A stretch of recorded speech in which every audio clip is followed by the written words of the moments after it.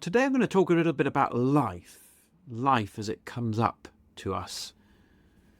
I think sometimes life feels like it can just be like a storm, or maybe like a storm after a storm after a storm rolling in.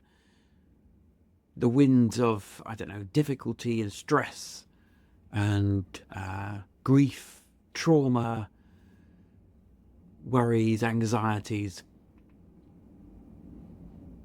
Sometimes it's things that happen to us that are outside, external.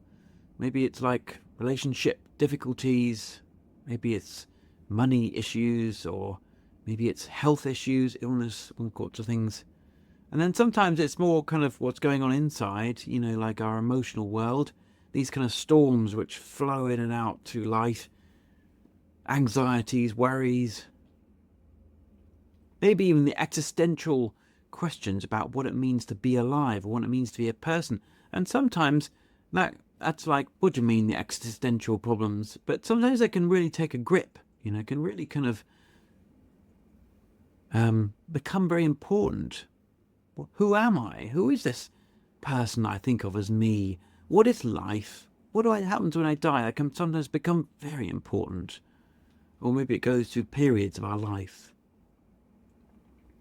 Sometimes we've got things going on outside and inside at the same time. Maybe they're related, right? So we've got the storms of, relationships and anxieties and all that kind of swirling around. Sometimes it's all about the future. We're worrying about stuff that's coming. And sometimes it's all about worries about the past. This is the primary purpose of mindfulness, is to try to bring us back to, this present moment here. And in the present moment, we might be experiencing their emotional, feelings, their sensations. But they may be about things that are happening in the future or in the past, but they're happening right now for us. Those kind of questions that come up, they're like storms passing through our life. Like, am I good enough? What should I do with my life? Where am I going next? Why is this happening to me? Why me? Yeah, they're like storms, the winds, like howling. Sometimes it feels like really strong.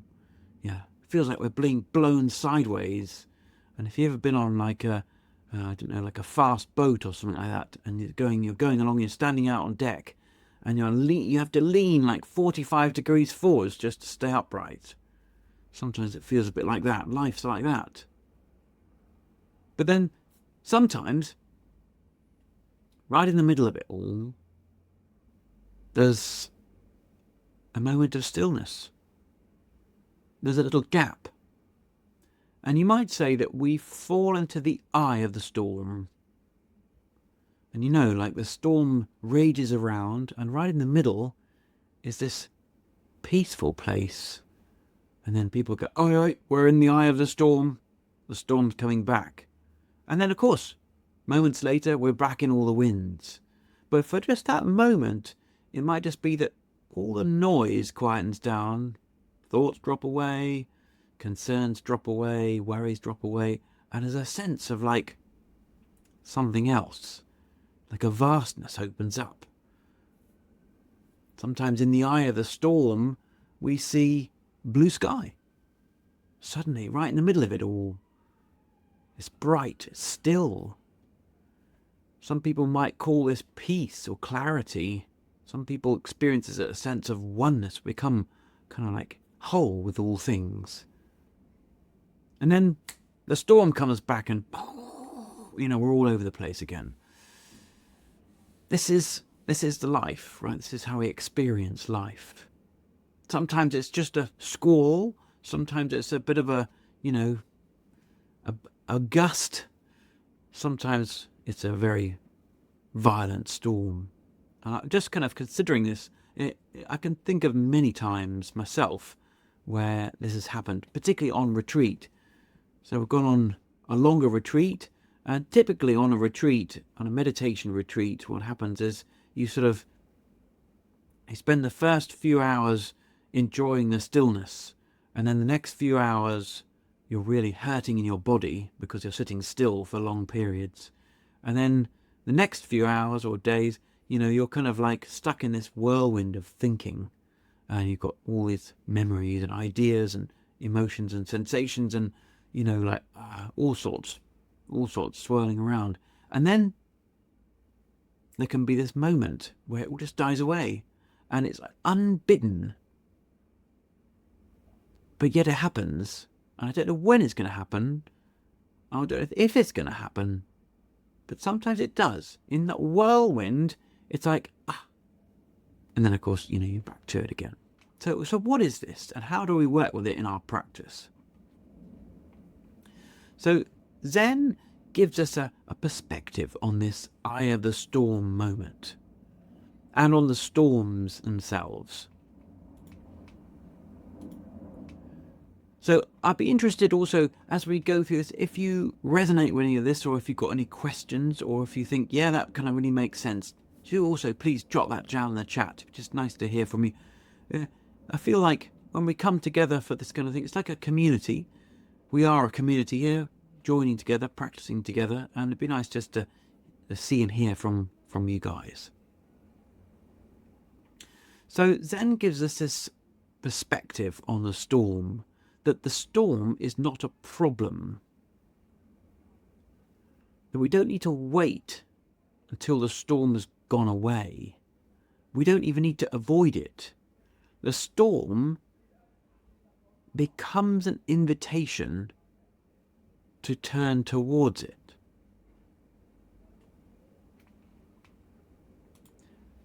Hi, Noni, yeah. Presently pretty stormy in your experience. Yeah, okay. Yeah, so we go through these periods. So Zen teaches us that storms are not things that we need to avoid. They're not things we need to fix. They're actually invitations to turn towards, to step into the storm and to drop into the very heart of what's going on and to look at the very center. What is happening?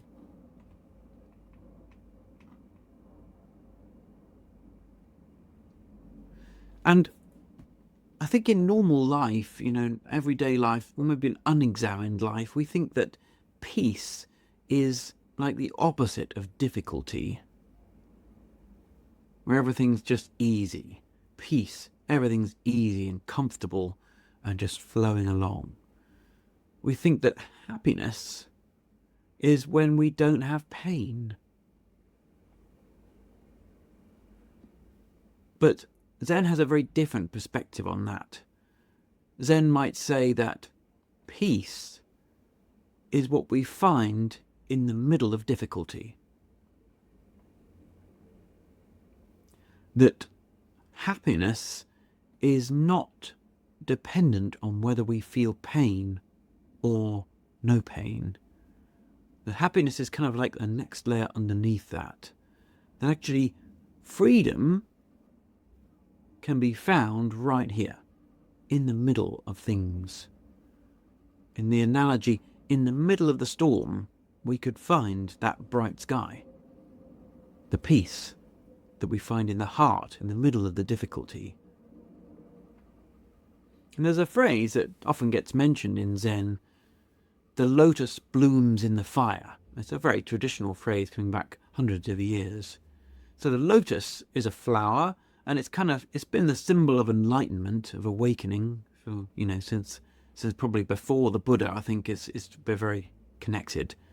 And so the lotus flower blooming is a symbol of us waking up, of kind of our insight, our wisdom. And the fact that it's saying the lotus blooms in the fire, it's saying that right in the middle of the fire, or in this case, the storm, and in the middle of the storm, the lotus can bloom. It's like in the middle of it all, we can find our truth. And carrying on the lotus metaphor, the lotus flower grows in a pond or a lake, and it has its roots down at the bottom of the pond in all the mud, in the gunk, in the, squelchy, yucky, sticky mud at the bottom of the pond. So it grows out of the mud, not in spite of, so it grows out of the mud and it's connected to the mud. It draws its strength from the mud. And the mud is what's swirling around in the storm. Sorry to mix metaphors.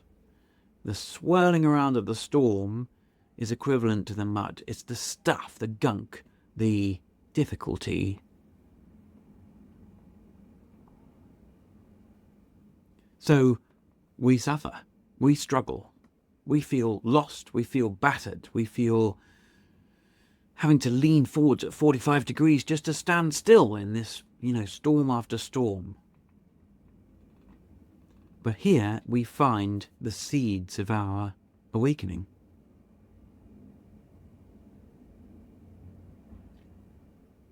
How do we do this? This is where the mindfulness practice comes in. So we feel battered, we feel tired, we feel exhausted.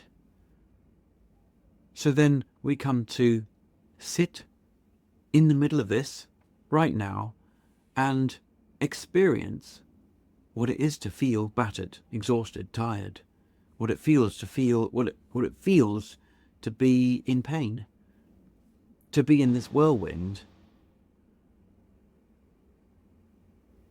We are following the invitation in towards the middle. Not to say it's easy, particularly when the storm is raging strongly. It is not easy. This is not an easy practice. It takes willingness and courage. Courage. It takes a lot of courage, I tell you that. Everything about a storm, if we're not careful, is basically telling us to run away. It's very difficult. It's uncomfortable. There's a danger. There's a threat to our life, maybe, here in the middle of a storm. But if we are willing and we have that courage, then we can walk into it. There's a beautiful Zen symbol, maybe you could say the symbol of Zen, and it's called Enso in Japanese. Enso means circle in Japanese. So it's a circle, and often if you're drawing it in calligraphy, you draw it with one breath and one stroke. You take your brush and you just go one circle. And it represents lots of different things, right? So there's the emptiness in the middle of the circle. It represents the wholeness. The circle is complete. It represents the moment of awakening. It also represents, well, the emptiness in the middle represents, you might call emptiness as a sort of teaching in Zen. Emptiness, you might call it a technical Buddhist word, emptiness. And it doesn't really mean absent of anything. It means impermanent. It means potential.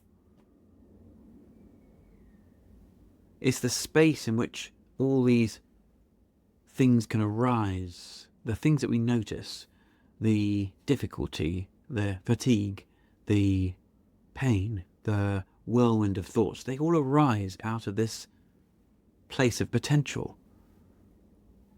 And it's lovely that circle with the empty part is kind of very symbolic of that eye of the storm.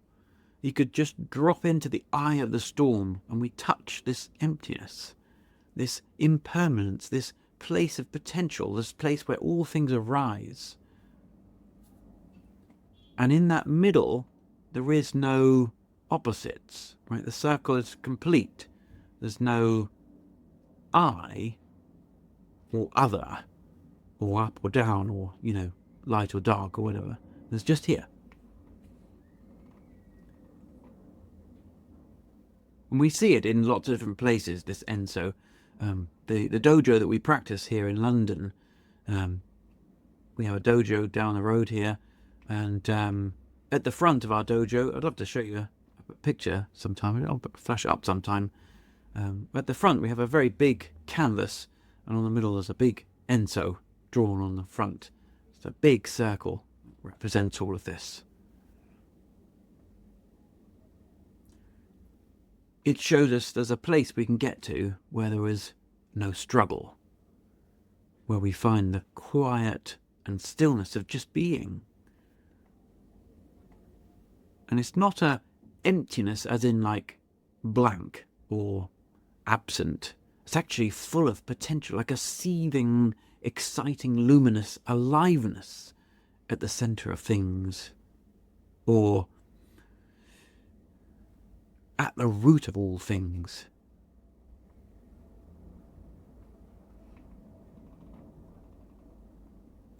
Now, what is it that creates the storm in the first place? Well, we said at the beginning we have external things,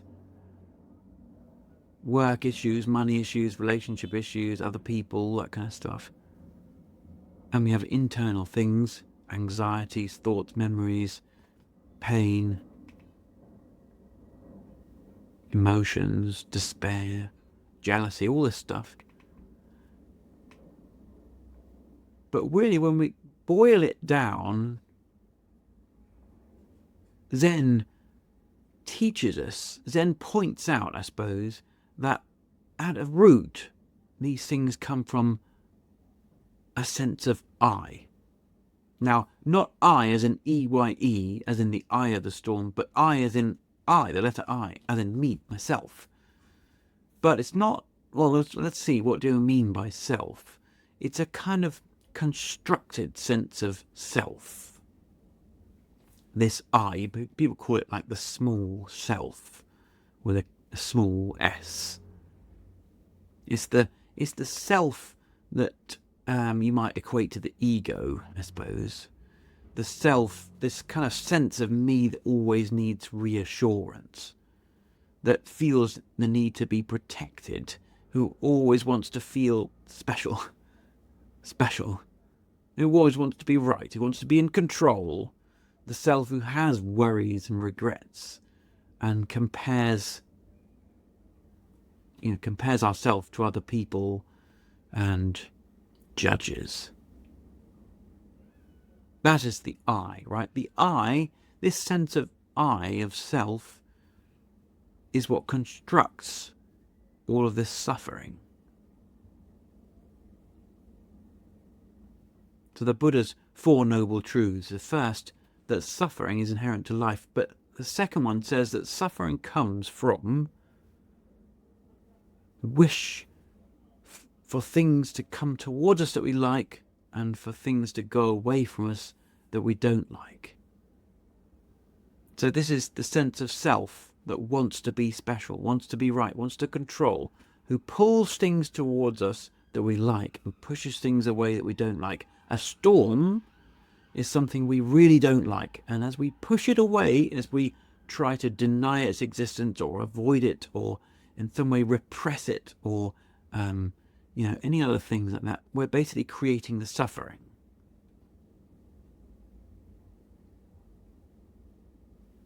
There comes the anxieties, the worries, the projections. And the thing about this small self, this constructed sense of I, is a very loud voice. I'll tell you it does.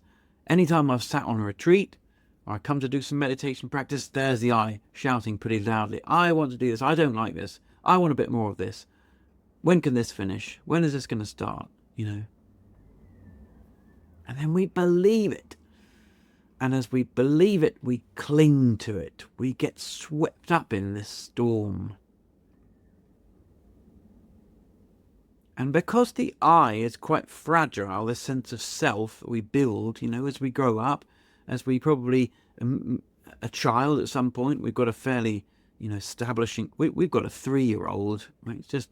He's not at home today, he's out, but our 3-year-old is just really starting to get a sense of this self. And it's establishing, and as he's going to grow, as he gets bigger, that self gets more and more kind of established. And that's good. We all need a sense of this is me. this is who I am, this is what I like and don't like. But the problem is that we end up believing it's the fixed thing, and we cling to it. We start building walls around it to defend this sense of I, wanting to be right all the time, wanting to be reassured all the time. We want others to like this I, and we want life to go our way. And then when life doesn't go our way, we end up caught in a storm, pulling us in this way or that way. Then we suffer because we're trying to make life go this way, but actually the storm or whatever it is pulling us that way. So here we have the I of the storm, this self, which actually creates the storm in the first place. So you might say, in another way, you might say, we're not just in the storm, we're the one that's stirring it up. We're the one that's creating the storm.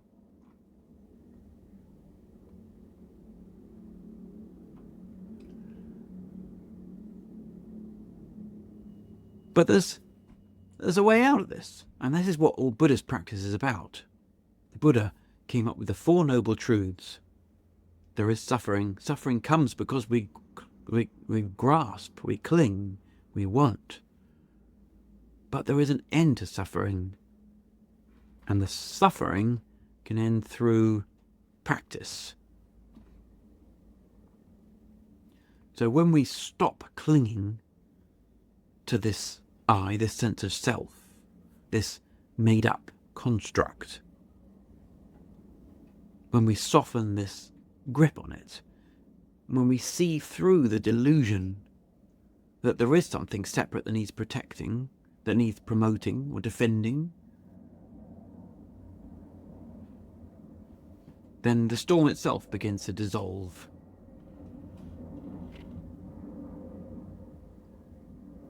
So the storm may still continue to rage around us.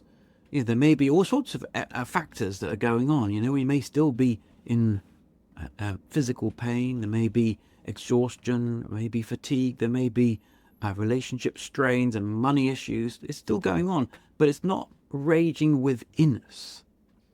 That's the difference. We can come to that point in the middle of the storm, the eye of the storm, and feel still.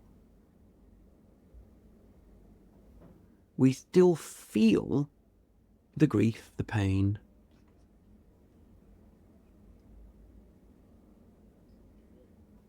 but we know peace. So we said before that peace, often we think of the peace as the opposite of difficulty. But actually, we can find peace within difficulty. We dive into the storm and we find the middle. We realize that the storm on the inside is created by, in some sense, a sense of self that's kind of not entirely the truth.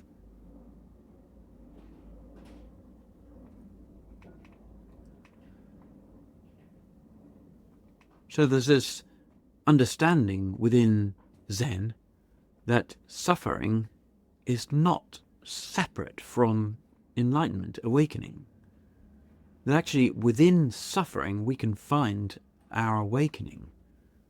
So within the storm of our life, within these raging storms which come past, there are invitations to find more awakeness, to find our real selves, but to find liberation. What do we find? What are we liberated from? Well, we're liberated from those kind of binds of like, I want this and I want more of it.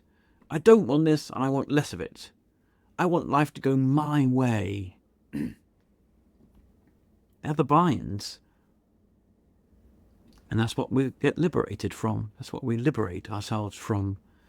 And we do it not by escaping the storm or avoiding it, by actually living the storm.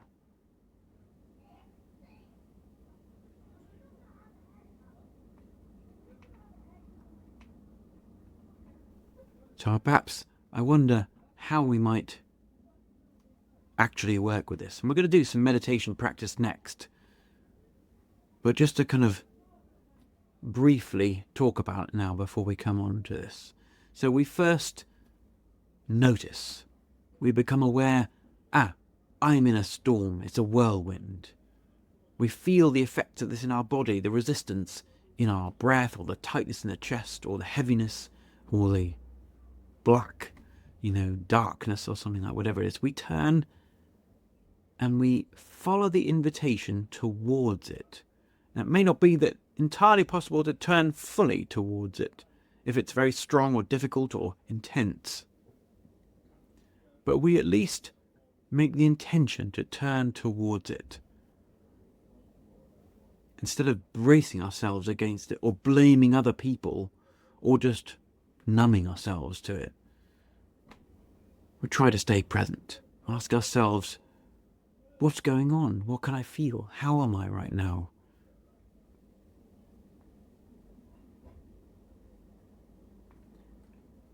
So it's not about suppressing. It's about turning towards it and standing in the middle of it. Finding this peace that is always present. The eye of the storm is actually always right here. It's always accessible. We can just become it.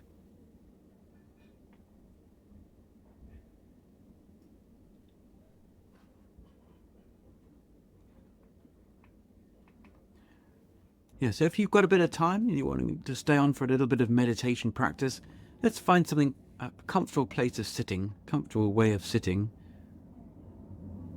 You've got to sit on the floor or on a chair or just as you are right now.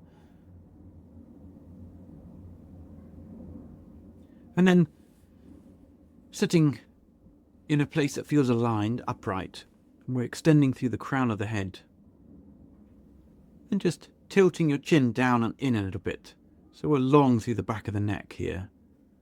When the chin lifts, the thoughts go up and we end up floating upwards, and we're more in the whirlwind and the storm.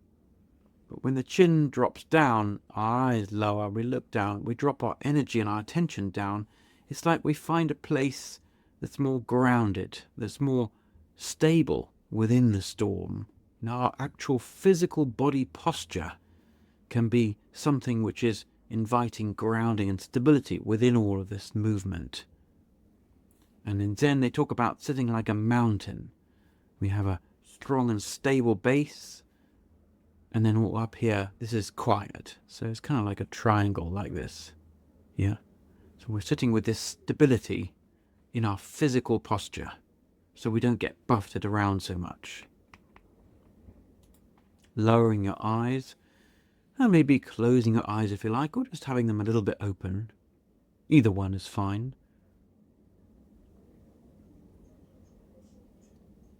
Dropping your attention down into your body and just seeing how you feel.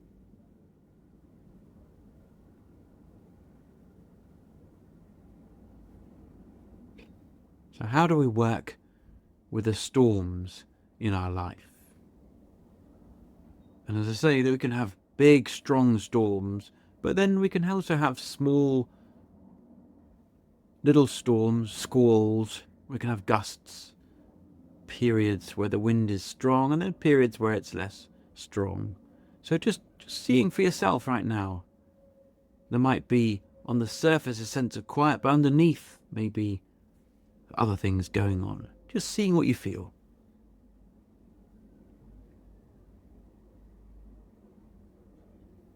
And remember our invitation, that this movement, these gusts of wind are like invitations to move towards, to sense.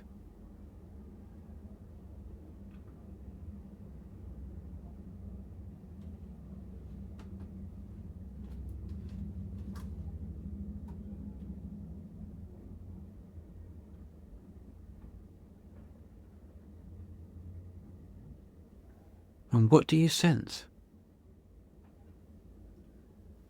It might be a feeling in your breath.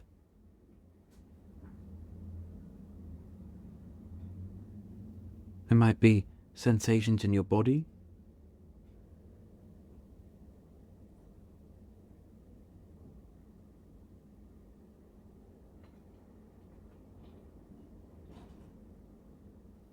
We might know that we've got a habit of ignoring or suppressing.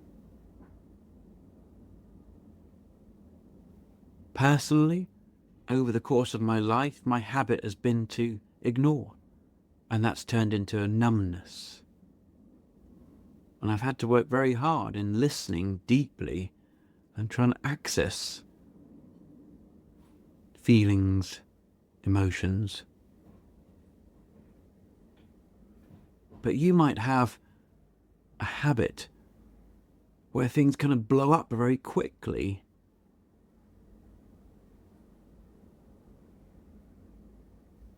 Or you might have a habit where you blame other people.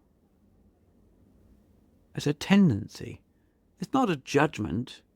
It's not bad or good. It's just noticing these kind of patterns. But this is not about blame. It's not about working out why we feel the way we do, or whether we feel lots or not much. This is an opportunity to feel just what we do feel.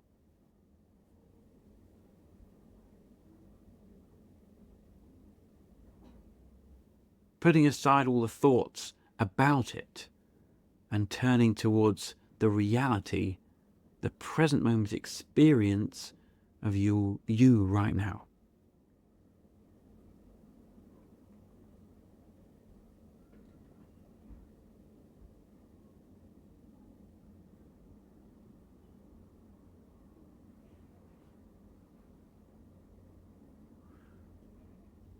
Moving towards the eye of the storm is not something we can consciously do. We cannot step into the eye of the storm. We just create the conditions for it to arrive. You can't make things go quiet. You can't make things become peaceful. All we can do is allow, notice, and be.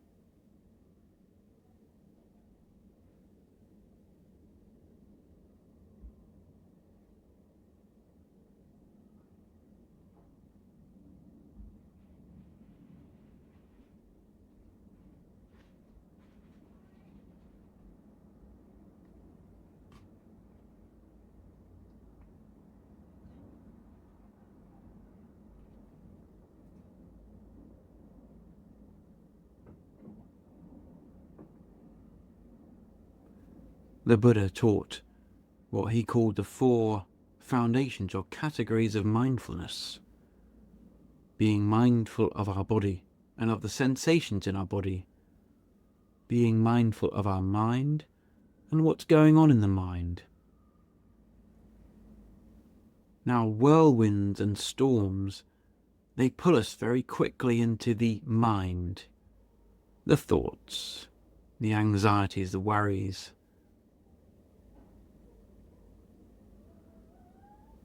And it's much, much simpler, the Buddha taught, much simpler if we stay in the body and the sensations.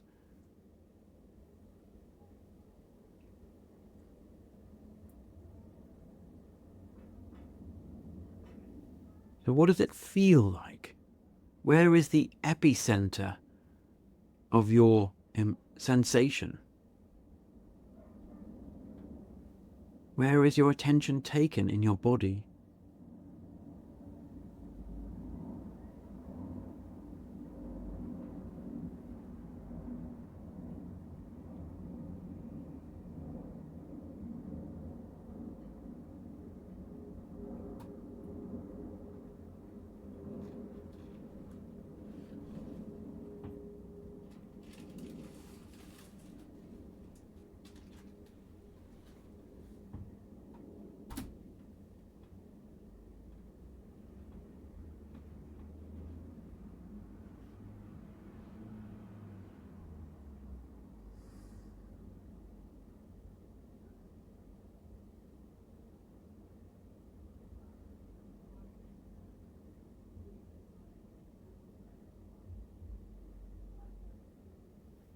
And then before you know it, without even realizing, then boom, we're in the eye of the storm. We're in this clear, bright, vibrant, alive place. We step into this Enso, this Zen circle.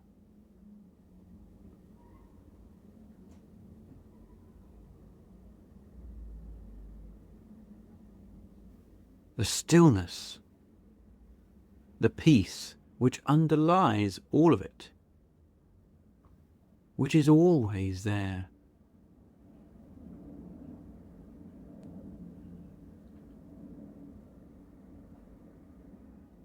Maybe we do, maybe we don't. We don't know when it's going to happen. All we can do is set up the conditions.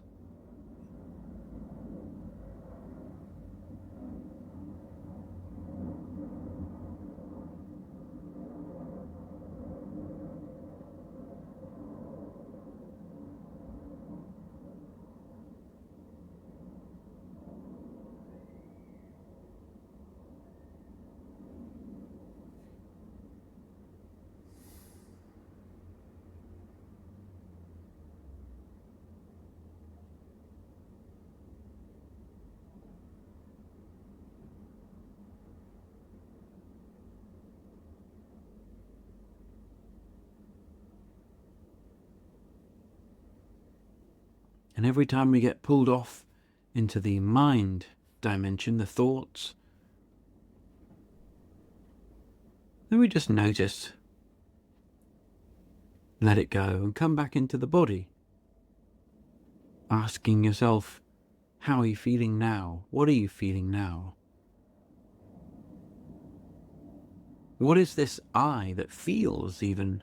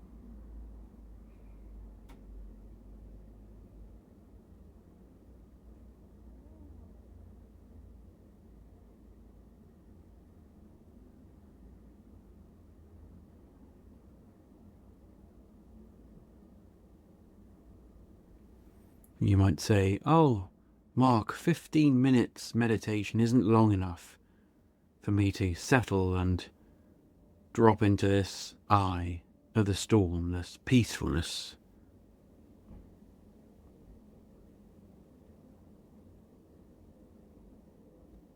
But we can do this in just 30 seconds. In just 1 second, we can just rest back,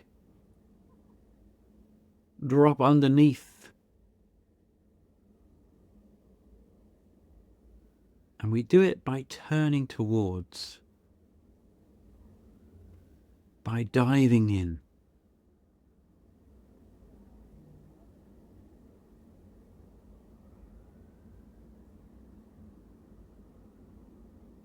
There was a very famous Zen master who used to say, just rest back into your true nature. It's as easy as that.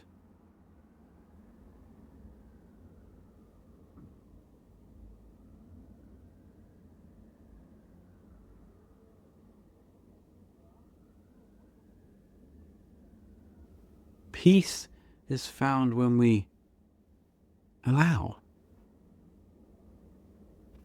When we stop pushing and pulling and wanting things to go the way we want them to go.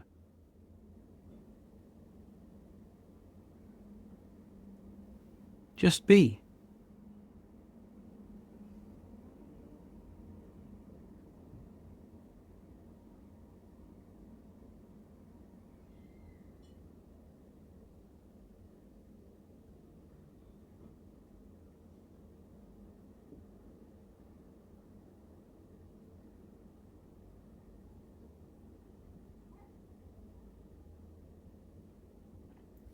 And then as we come to the end of this practice together, we might want to take a deeper breath, perhaps swaying your body from side to side, and letting your eyes lift just when you're ready.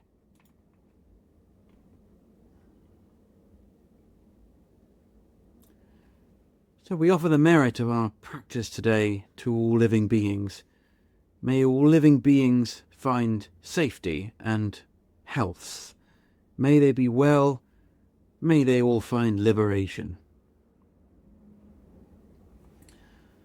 Thanks everyone for joining today. I hope some of that resonated a bit, or at least got us thinking in a different way.